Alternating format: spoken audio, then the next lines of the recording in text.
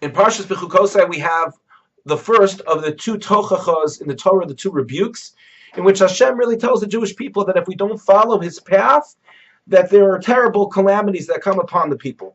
And I want to focus on the second pasuk of the tochacha here in Bechukosai. The pasuk says, "V'in Bechukosai timasu." If when it comes to Hashem's chukos, Hashem's mitzvos, timasu, we become disgusted with it.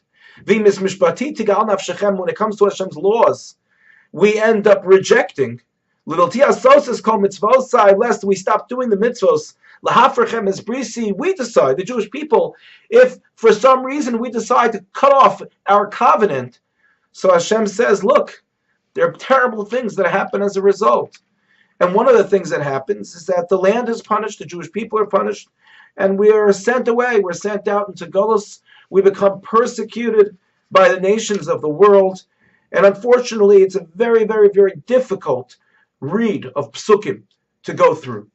And toward the end of the Tochacha, Hashem says the following, Ve'af gamzos, and even with all of this, B'yosam be'eretz oivehem, when they were in the land of their enemies, Hashem says, Lo me'astim, he uses the very same word.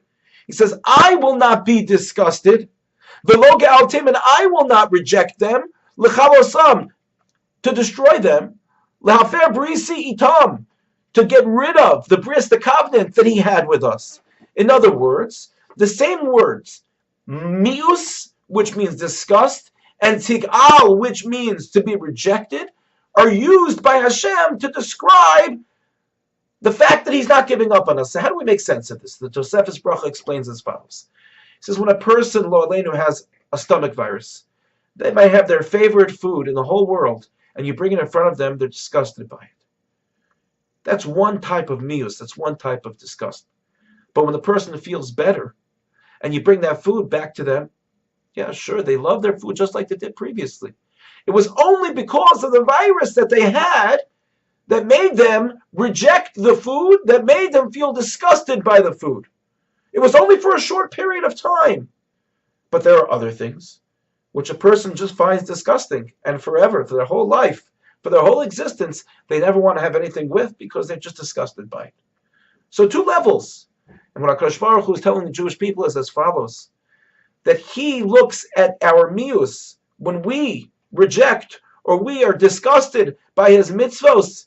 He looks at it and he says, okay, there's a limited period of time that Hashem is going to be angry, that Hashem is going to take out his anger on the Jewish people. But over a period of time, once that period passes, Hashem is going to find compassion for the Jewish people. He's going to bring the Jewish people back. He's going to show his love to the people. He will not cut them off. And so too, similarly, I think that we can try to connect this to our own personal lives. There are moments that we may have, on some level, rejected, even become disgusted with the observance of mitzvos in general or certain mitzvos. And there might be part of us that says, Hashem doesn't have any compassion for my mistakes, and therefore I don't need to continue doing mitzvos. I don't need to go back to doing mitzvos because there's no hope. There's no point. And for that we need to remember the end of the Tochacha, in which Hashem says, even when people are scattered, even we're in the land of our enemies, even when the individual finds themselves in a place where they're among their own personal enemies, their Yetzer Hara, their evil inclination that's battling them to do bad, Hashem says, don't think that I'm disgusted forever. Don't think that I reject you. Hashem says, no, on the contrary, the opposite. He loves us, he has compassion for us, and he wants us to perform his mitzvos so that he can give us more blessing in our lives. Hashem's disappointment in us does not preclude him from having compassion for us. We all go through different stages in life. Sometimes we are closer to the Almighty and we are closer to his mitzvos, and sometimes we stray and we are further away. During those difficult moments when we are further away, let's remember this pasuk to remember that even though we may feel distant, Hashem doesn't forget us. He doesn't forget the fact that he hopes that we will come back, that we will return, that we will recognize the fact that he has compassion and loves us. Thank you for listening, and have a good Shabbos.